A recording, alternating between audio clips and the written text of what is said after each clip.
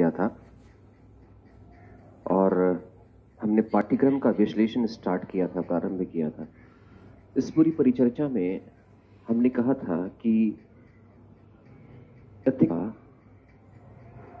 GS 4th paper है जिसकी heading, जिसका शीर्षक एथिक्स, इंटीग्रिटी और एप्टीट्यूड है, सत्यनिष्ठा और अभिक्षमता है। संबंध जीएस के अन्य 3 पेपरों से, जीएस फर्स्ट पेपर से है, सेकंड पेपर के साथ और थर्ड पेपर के साथ। इसी संबद्धता को समझते हुए हमने कल एक शुरू की थी। हमने ये देखा था, आप बोर्ड पर फोकस करेंगे, कई लोग आज नए आए हैं तो उनको जुड़ने में सुविधा होगी। हमने ये तय किया था कि जीएस 4th पेपर में जो भी सामग्री है उस सामग्री का जुड़ाव जीएस फर्स्ट पेपर के साथ, सेकंड पेपर के साथ और थर्ड पेपर के साथ है। इसका तात्पर्य यह होता है कि जीएस 4th पेपर जो कुछ भी सामग्री ग्रहण करता है वो सामग्री कहां से ग्रहण करता है? जीएस के फर्स्ट पेपर, सेकंड पेपर और थर्ड पेपर से सामग्री ग्रहण करता है। को संदर्भ मानते हुए हमने ये तय किया था कि हम एक बार चारों पेपर के बीच की अंतर संबद्धता को समझने की कोशिश करें।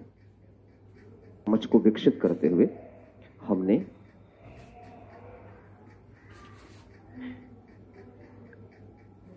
प्रश्न उजागर किया था कि जो हमारा संपूर्ण पाठ्यक्रम है वो संपूर्ण पाठ्यक्रम किसके संदर्भ में बात करता है। तो हम लोगों ने ये तय किया था कि हमारा संपूर्ण पाठ्यक्रम मानव के बारे में बात करता है और इसी मानव से समाज का निर्माण होता है और यही समाज भारतीय समाज कहलाता है। इसका मतलब है कि हमारा संपूर्ण पाठ्यक्रम भारतीय समाज के संदर्भ में बात करता है। वो भारतीय समाज के संदर्भ में उसका ऐतिहासिक संदर्भ हो, उसका भौगोलिक संदर्भ हो, उसका सामाजिक संदर्भ हो, उसका संवैधानिक संदर्भ हो, उसका अंतर्राष्ट्रीय संदर्भ हो, उसका आर्थिक संदर्भ हो, उसका तकनीकी संदर्भ हो, पर्यावरणीय संदर्भ हो या उसका नैतिक संदर्भ हो, इन सभी संदर्भों के बारे में बात करता है। जब भी आप अपने सिलेबस को पढ़िए तो सिलेबस को पढ़ने के दौरान अपना दृष्टिकोण यदि आप इस रूप में बनाए रखते हैं कि हम जो कुछ भी पढ़ रहे हैं वह भारत की जनता के लिए है, हमारे लिए है, तो आपकी समझ अत्यंत ही सुलभ होगी और आप किसी भी चीज के बारे में सही नजरिया विकसित कर पाएंगे। क्योंकि जब हम पढ़ रहे होते हैं अपने पाठ्यक्रम को तो प्रायः हमारा जो दृष्टिकोण होता है, अंदर की जो समझ होती है, जो अंतः प्रज्ञा होती है, वह यह मानकर चल रही होती है कि हम किसी और के बारे में पढ़ रहे हैं। यदि सिलेबस को पढ़ते समय आप इस बात का हमेशा ख्याल रखें कि यह किसी और के बारे में नहीं, मेरे बारे में चर्चा है। अर्थात पाठ्यक्रम को पढ़ने के दौरान यदि वहां पर केंद्र बिंदु स्वयं को मान लें, स्वयं को किस रूप में? एक नागरिक के रूप में। एक नागरिक के रूप में किस तरह से यह पाठ्यक्रम मुझे प्रभावित करता है, तो पाठ्यक्रम की जो समझ होगी, जो सोचने समझने की क्षमता होगी, वो अत्यंत ही सरल तरीके से आपको प्राप्त हो पाएगी। तो हमने ये देखा था कि जीएस के पाठ्यक्रम को जब हम एक समग्रता से समझने की कोशिश करें तो इसे हम कहते हैं आइडिया ऑफ इंडिया कहते हैं। आइडिया का तात्पर्य है कलेक्शन ऑफ इंफॉर्मेशन, सूचनाओं का संग्रह। इसका मतलब है कि जो पेपर 4 है, वह जो जीएस है, जीएस का जो पूरा पाठ्यक्रम है वह भारतीय समाज के संदर्भ में सूचनाओं का संग्रह है। और इसी सूचनाओं के संग्रह को यदि हमने डिवाइड किया तो हमने देखा GS first paper formation of idea of India के बारे में चर्चा करता है, सेकंड पेपर जो है वो decision making process of idea of India के बारे में बात करता है, थर्ड पेपर जो है वो resource for idea of India के बारे में बात करता है और फोर्थ पेपर बताता है कि who will implement the idea of India. इस चीज को जब हमने समझने की कोशिश की तो जीएस फर्स्ट पेपर की जो हेडिंग है वो है कला, संस्कृति, इतिहास, भूगोल और समाज। इन चारों तत्वों के मिलने से एक राष्ट्र का निर्माण होता है था कि राष्ट्र किसी भी भूभाग में रहने वाली जनता का, जनमानस का वह मूल्यात्मक सरोकार होता है, वह भावनात्मक सरोकार होता है, वह सांस्कृतिक सरोकार होता है जिसमें वह अपनी विविधता में एकता के भाव को प्रदर्शित करते हैं। और इसी संदर्भ को जानते हुए हमने कहा था कि इससे एक राष्ट्र का निर्माण होता है। इसका मतलब जीएस का जो प्रथम प्रश्न पत्र है वह एक राष्ट्र के निर्माण के संदर्भ में परिचर्चा करता है। और राष्ट्र कैसा शब्द है? भावनात्मक शब्द है या वैधानिक शब्द है? भावनात्मक शब्द है। चूंकि यहां पर जिन दो शब्दों का मैं बार बार प्रयोग करूंगा, देखिएगा, जैसे हम यहां पर अभी दो शब्द का प्रयोग किया मैंने कहा भावनात्मक शब्द और वैधानिक शब्द। इंग्लिश में बोलते हैं इमोशनल और दूसरा हो जाएगा लेजिस्लेटिव। आपको पता है इन्हीं दो शब्दों के बीच पूरा का पूरा दर्शन शास्त्र, इन्हीं दो शब्दों के बीच पूरा का पूरा जो पेपर 4 है वो मूव करता है, वो उसी की इर्द गिर्द दरअसल वो यात्रा करता है। जिसने दो शब्द को समझ लिया, भावना और तर्क को, इमोशन और रैशनैलिटी को, तो अभी मैं रैशनैलिटी पर नहीं जाता हूं क्योंकि आज ही हम इस पर डिस्कशन करेंगे। तो हम यहां पर सामान्यतः दो शब्द का प्रयोग कर रहे हैं, भावनात्मकता और वैधानिकता। तो हमने कहा था राष्ट्र जो शब्द है, ये राष्ट्र शब्द हमारे भावनात्मक संदर्भ को प्रदर्शित करता है। लेकिन जब राष्ट्र के साथ जब संविधान या संप्रभुता का समायोजन होता है तो यही राष्ट्र दरअसल किसकी अभिव्यक्ति प्रस्तुत करता है? राज्य की अभिव्यक्ति प्रस्तुत करता है। और राज्य का मतलब होता है एक वैधानिक निकाय, एक संवैधानिक निकाय। अर्थात राज्य के निर्णय निर्माण की प्रक्रिया को ही, जब decision making process of state, राज्य के निर्णय निर्माण प्रक्रिया को ही क्या कहा जाता है? गवर्नेंस कहा जाता है। आप सबने कल पढ़ा था। इसका मतलब राज्य जो कुछ भी हमारे लिए करती है, राज्य जो कुछ भी हमारे लिए करती है, वह सब के सब दरअसल क्या होता है? गवर्नेंस की प्रोसेस के अंतर्गत आता है।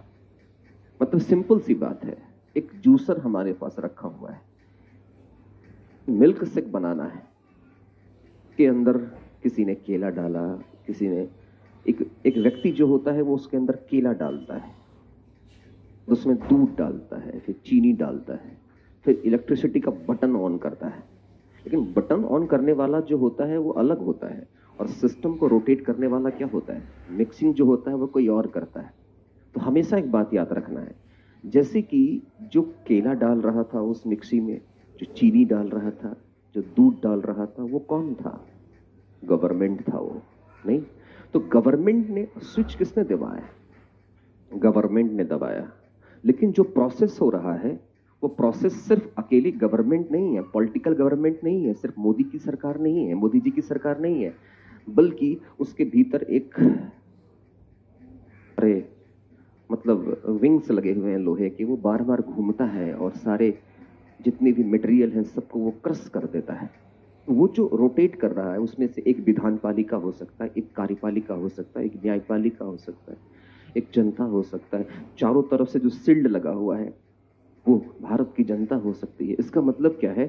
जब हम गवर्नेंस शब्द का प्रयोग करते हैं तो किसी व्यापक संकल्पना की बात कर रहे होते हैं, और जब गवर्नमेंट शब्द की बात कर रहे होते हैं तो इसका मतलब एक संकुचित संकल्पना की बात कर रहे होते हैं जो गवर्नेंस का ही हिस्सा है।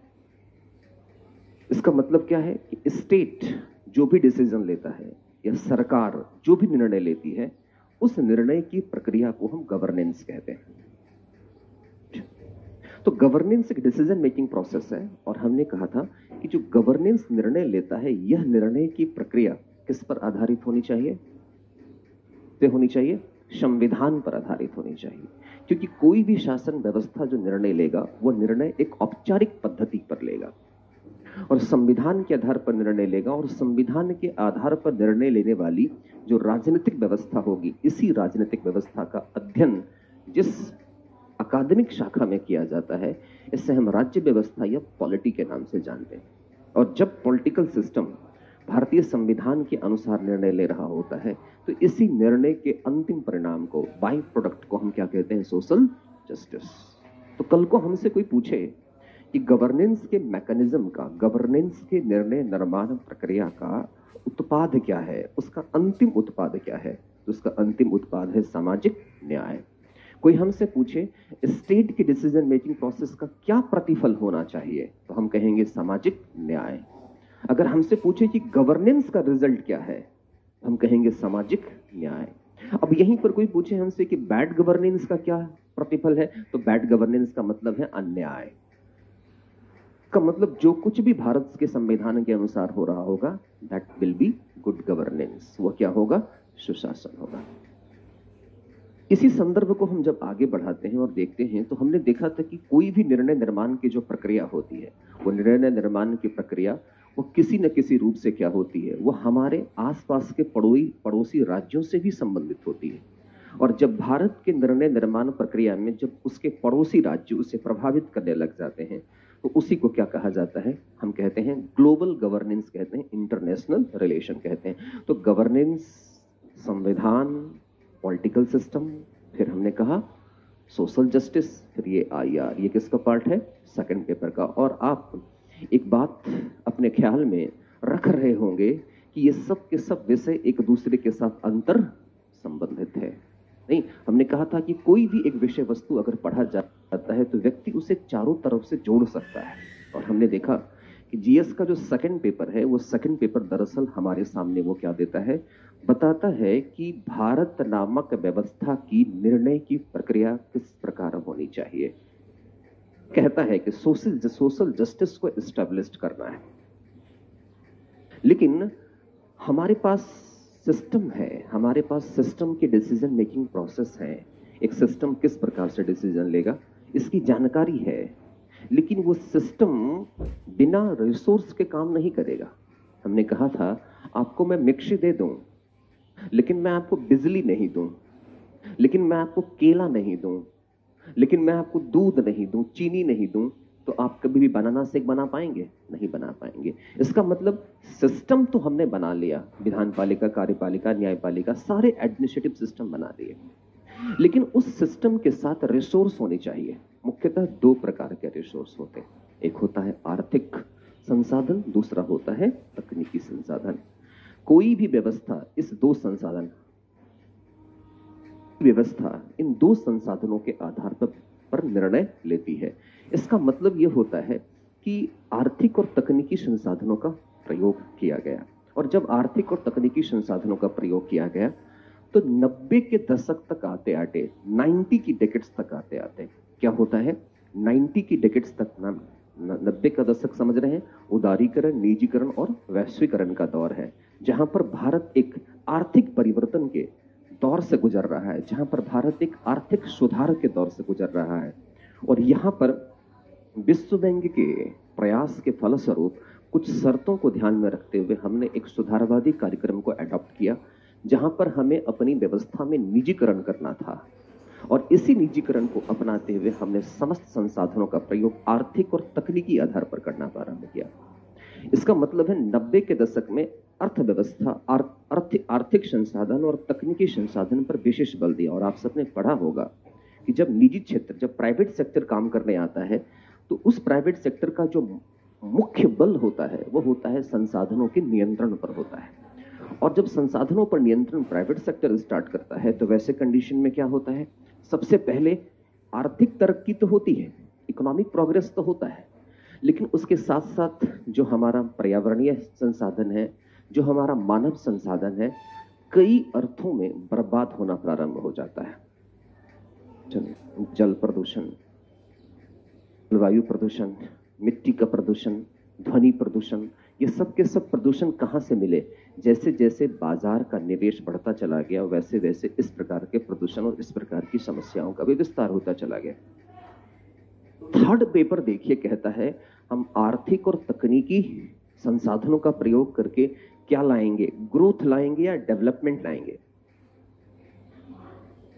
क्या कहता है? ग्रोथ की बात करता है या डेवलपमेंट की बात करता है? हाँ जी, डेवलपमेंट की बात करता है।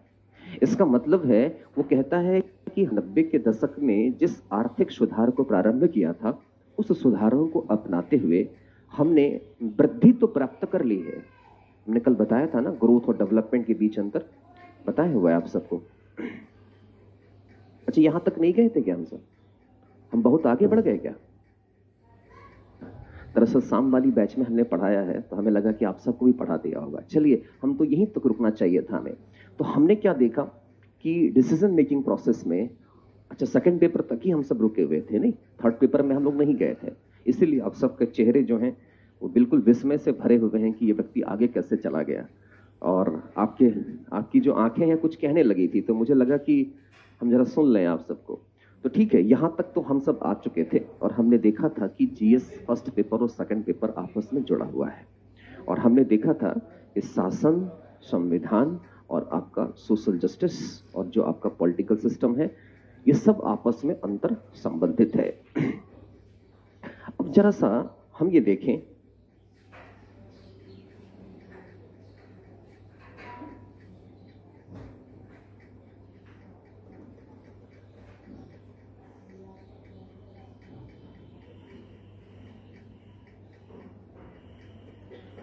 ठीक है,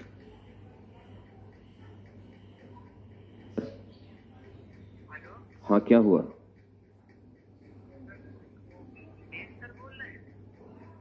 जय सर बोल रहा हूं।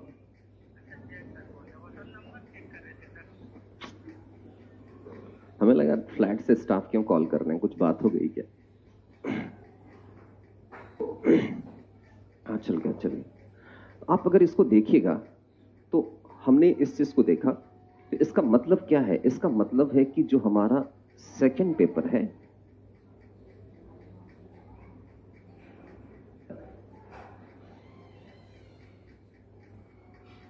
ये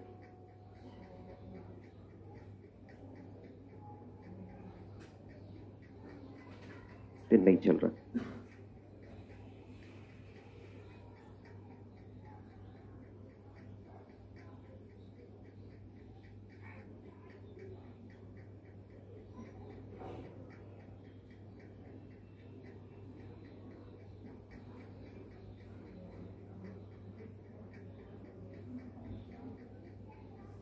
इसमें हमने ये देखा कि जो हमारा सेकंड पेपर है,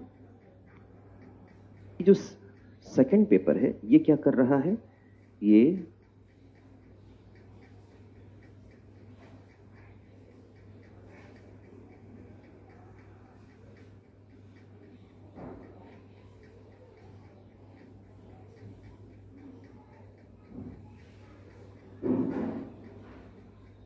तो हमने देखा कि सेकंड पेपर में एक डिसीजन मेकिंग प्रोसेस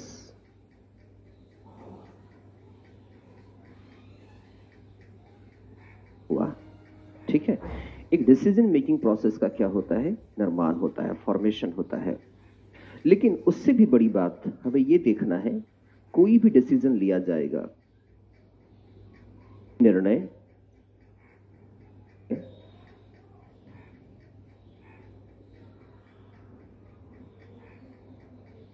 धनों के आधार पर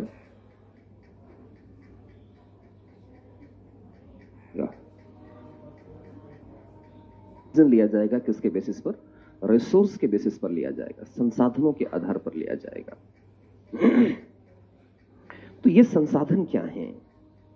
तो जैसे ही हम संसाधनों की बात करते हैं, जो है वो जीएस के जो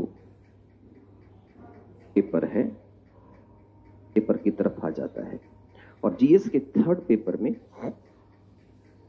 से पहला संसाधन जो लिखा हुआ है,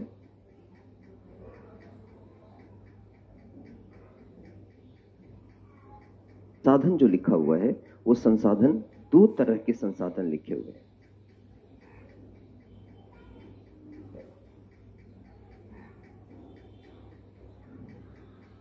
एक संसाधन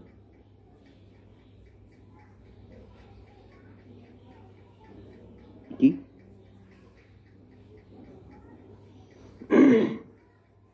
इसका मतलब है मेकिंग प्रोसेस की बात कर रहे हैं। सेकंड पेपर में डिसीजन मेकिंग प्रोसेस को जब हमने निर्धारित किया तो हमने क्या देखा कि डिसीजन मेकिंग प्रोसेस का जो अंतिम परिणाम है, वो अंतिम परिणाम क्या है? Social justice. सोशल जस्टिस कैसे एस्टेब्लिश्ड होगा? महिलाओं के बारे में, वृद्धों के बारे में, कामगारों के बारे में, बेरोजगारों के बारे में, कृषकों के बारे में, नहीं, अल्पसंख्यकों के बारे में, एससी, एसटी, ओबीसी, इन सब के बारे में। जो समाज के पिछड़े वर्ग हैं, इन वर्गों के लिए जब तक कल्याणकारी कार्यक्रमों का संचालन नहीं किया जाएगा, तब तक न्याय की संकल्पना स्थापित नहीं की जा सकती है। उस न्याय की संकल्पना को स्थापित करने के उद्देश्य से भारत सरकार विभिन्न प्रकार के कार्यक्रमों का संचालन करती है, जैसे जननी सुरक्षा योजना है, मिड डे मील है, कस्तूरबा गांधी बालिका विद्यालय योजना है, सर्व शिक्षा अभियान है, वगैरह वगैरह। जितने भी प्रकार के कार्यक्रम आप देख रहे हैं, वो सारे कार्यक्रम एक न्यायपूर्ण समाज की स्थापना हेतु भारत सरकार के द्वारा संचालित की जाती है। लेकिन अगर कोई भी कार्यक्रम चलाया जाता है तो वह कार्यक्रम तभी सफल हो पाएगा, उसकी सफलता तभी सुनिश्चित हो पाएगी जब हमारे पास पर्याप्त मात्रा में, प्रचुर मात्रा में आर्थिक संसाधन और तकनीकी संसाधन उपलब्ध होंगे। इसका मतलब है बिना संसाधनों के हम कभी भी न्याय की स्थापना नहीं कर सकते। तो आप देखिए, थर्ड पेपर में आपके पास सिलेबस है, थर्ड पेपर में सबसे पहली हेडिंग ये लिखी हुई है, इकोनॉमिक एंड टेक्नोलॉजिकल डेवलपमेंट, आर्थिक और तकनीकी विकास। देखिए है ना, लिखा हुआ है थर्ड पेपर की पहली हेडिंग है, वो लिखा हुआ है। क्या लिखा हुआ है? एक बार अपने मुंह से बोलेंगे, आर्थिक और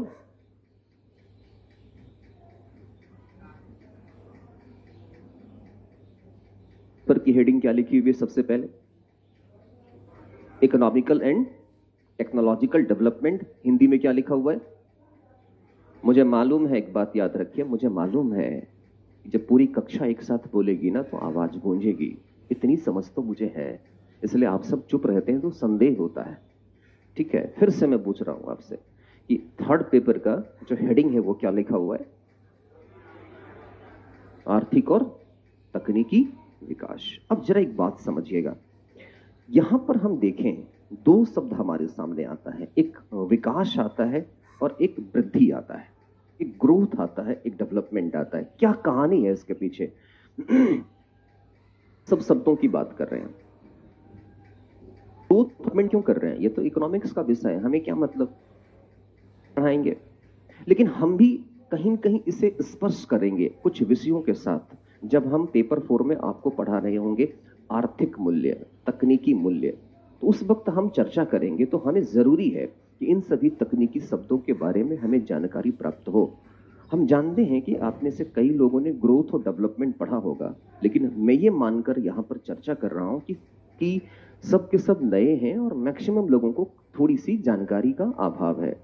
तो हमने कल ये परिचर्चा आप सबसे की थी कि हमारा अभी 2 से 3 दिन का जो मुख्य लक्ष्य है, वो लक्ष्य है पेपर 4 से संबंधित सभी तकनीकी शब्दों को खोलकर आपके सामने रख देना, ताकि जब भी पेपर 4 की खुली परिचर्चा हो तो उस परिचर्चा में किसी भी प्रकार का अवरोध शाब्दिक अर्थों में, भावनात्मक अर्थों में आपके समक्ष प्रस्तुत ना हो। कभी हम ये कहें कि हमें ग्रोथ से डेवलपमेंट की तरफ बढ़ना है, तो उस वक्त आपके मन मस्तिष्क में किसी भी प्रकार का भ्रम उत्पन्न ना हो कि ये दो शब्द किसकी बात कर रहे हैं, ग्रोथ और डेवलपमेंट। ये जो दो शब्द की परिचर्चा कर रहे हैं, इस परिचर्चा का तात्पर्य क्या है? तो आइए हम समझते हैं आर्थिक और तकनीकी संसाधन। आपको पता है भारतीय संदर्भ में आर्थिक और तकनीकी संसाधन जब इन दो शब्द की बात करते हैं, economy and technological development, technology की बात करते हैं, इन दो शब्दों को अधिक लोकप्रिय होने का जो समय काल था, जो समय अवधि था, वह समय अवधि था 1990 का दशक। 1990 के दशक में विश्व बैंक के द्वारा, वर्ल्ड बैंक के द्वारा एक रिफॉर्म लाया गया जिसे कहते हैं LPG, शॉर्ट में जिसे कहते हैं लिबरलाइजेशन, प्राइवेटाइजेशन और ग्लोबलाइजेशन के नाम से जानते हैं। तो 90 के दशक में जो ये LPG का प्रोसेस आया, लिबरलाइजेशन, प्राइवेटाइजेशन और ग्लोबलाइजेशन का प्रोसेस आया, अब इसमें देखिए फिर 3 शब्द है, उदारीकरण, निजीकरण और वैश्वीकरण। होता क्या है, थोड़ी सी इस पृष्ठभूमि को भी खोलने की आवश्यकता है। आपको जानकर आश्चर्य होगा कि इस पूरे डेवलपमेंट प्रोसेस को पेपर 4 में पढ़ना है। हमारे पेपर 4 में एक टॉपिक है एडमिनिस्ट्रेटिव डेवलपमेंट, प्रशासनिक विकास। प्रशासन में मूल्यों का विकास कैसे हुआ। जानकर यह आश्चर्य होगा कि जैसे जैसे समाज बदले, जैसे जैसे समाज की आवश्यकता बदली, वैसे वैसे प्रशासन के मूल्य का भी विकास होता चला गया। तो 1990 से पहले यदि हम 1950 से अगर भारत को समझने की कोशिश करें, 50 में जिस डेमोक्रेसी को हमने एस्टेब्लिश किया, जिस लोकतंत्र को हमने स्थापित किया, उस लोकतंत्र का मुख्य लक्ष्य था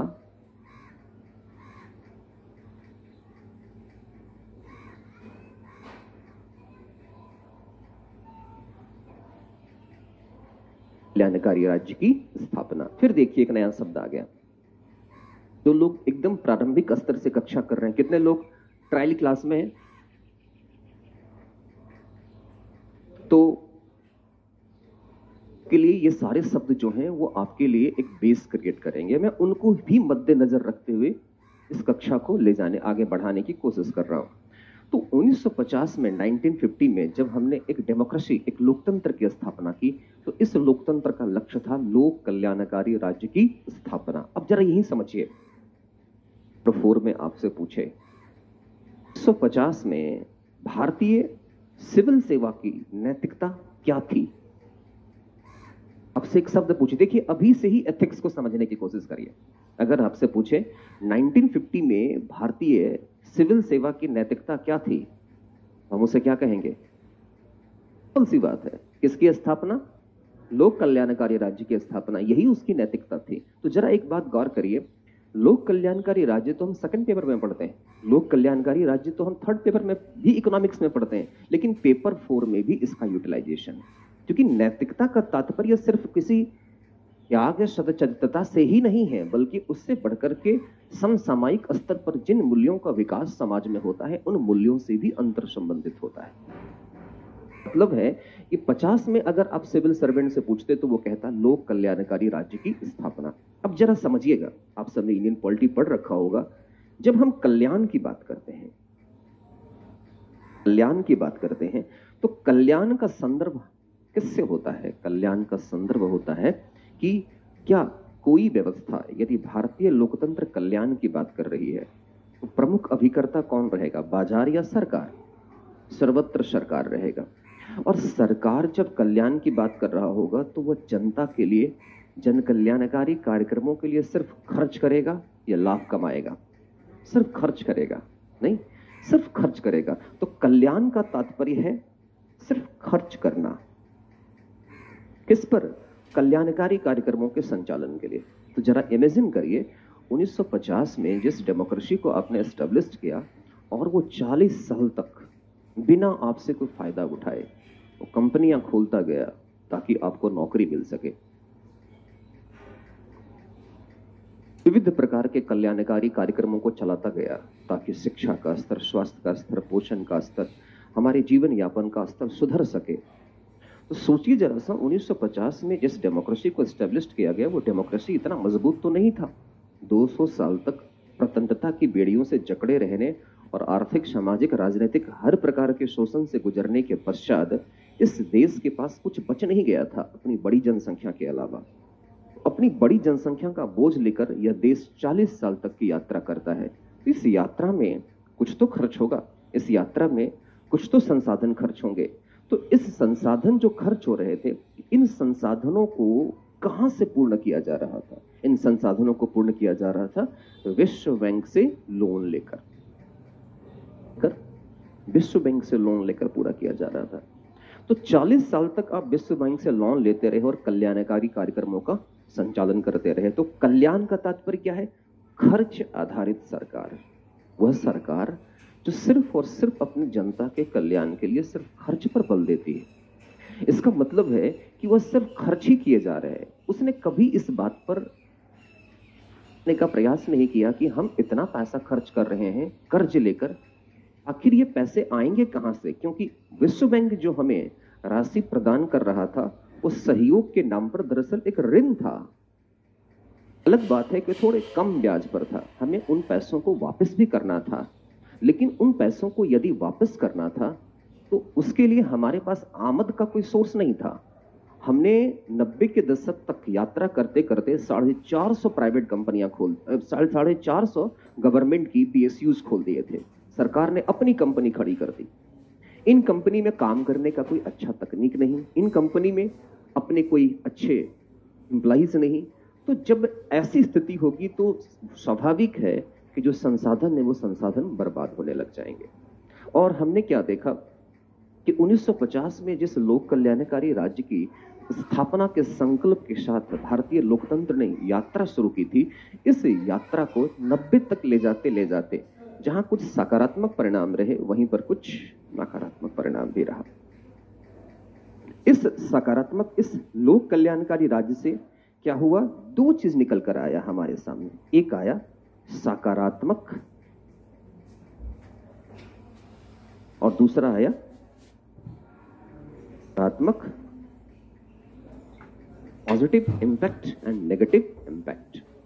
तो हमारे सामने पॉजिटिव इंपैक्ट क्या आता है? हमारे सामने जो पॉजिटिव इंपैक्ट आता है वो पॉजिटिव इंपैक्ट आता है कि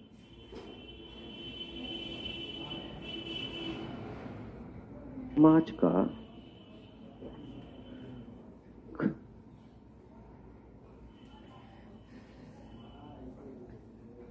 सोसाइटी का जो इकोनॉमिक लेवल था, इकोनॉमिक लेवल कहने का मतलब क्या है? आपने पढ़ा होगा अर्थव्यवस्था में, प्रति व्यक्ति इनकम, राष्ट्र की इनकम बढ़ गई। सेक्टर जब 90 के डेकेड्स में, जब 90 के दशक में कल्याणकारी कार्यक्रमों के लिए जब खर्च कर रही थी, सॉरी मैं थोड़ा सा 90 की तरफ बढ़ गया, तो जब कल्याणकारी कार्यक्रमों पर खर्च किया तो सबसे बड़ी बात क्या हुआ? इसको थोड़ा ठीक कर लेंगे, यहां पर मैं थोड़ा सा आगे बढ़ गया। समाज का स्तर सुधरा, सिर्फ ये लिख लीजिएगा। सकारात्मक परिणाम क्या हुआ कि समाज का स्तर सुधरा। समाज का स्तर कैसे सुधरा? जब 40 साल तक आप शिक्षा पर, स्वास्थ्य पर, इन सब पर खर्च कर रहे हैं, तो जो जनता 1950 में बिल्कुल ही असक्षम थी, वह 90 तक आते आते थोड़ी सक्षम हो गई, परचेजिंग कैपेसिटी थोड़ी बढ़ गई। लेकिन सरकार पर बोझ बढ़ने लगा। जब सरकार पर बोझ बढ़ने लगा तो नकारात्मक परिणाम क्या हुआ? नकारात्मक परिणाम हुआ सरकार पर बढ़ने लगा, सरकार पर बोझ बढ़ने लगा। और यह बोझ कैसा था? विश्व बैंक से जो हम ऋण ले रहे थे, वह ऋण धीरे धीरे क्या होने लगा? वह बढ़ने लगा। तो एक समय के पश्चात क्या हुआ? एक समय के पश्चात जब भारत फिर ऋण लेने के लिए गया, किसके पास? विश्व बैंक के पास। विश्व बैंक ने साफ शब्दों में कह दिया, यहां पर आपके दादाजी ने कुछ जमा पूंजी तो रख के गए थे नहीं, और आप हर 5 साल पर आते हैं और हमसे पैसा लेकर चले जाते हैं, लौटाने का नाम नहीं लेते। तो ऐसी स्थिति में विश्व बैंक ने साफ साफ मना कर दिया 90 के दशक में कि अब हम आपको लोन नहीं देंगे। को लोन तभी देंगे जब आप हमारे द्वारा प्रायोजित किए गए आर्थिक सुधारों को आप अपनाएंगे। तो इसी को संज्ञान में रखते हुए मजबूरी में कहें या शर्तयुक्त सहायता राशि भारत को प्रदान की गई। और इसी शर्त का परिणाम क्या था? इसी शर्त का परिणाम था 90 के दशक में एलपीजी, लिबरलाइजेशन, प्राइवेटाइजेशन और ग्लोबलाइजेशन। उसने कहा कि तुम्हें अपनी अर्थव्यवस्था को खोलना पड़ेगा, को प्रवेश देना पड़ेगा।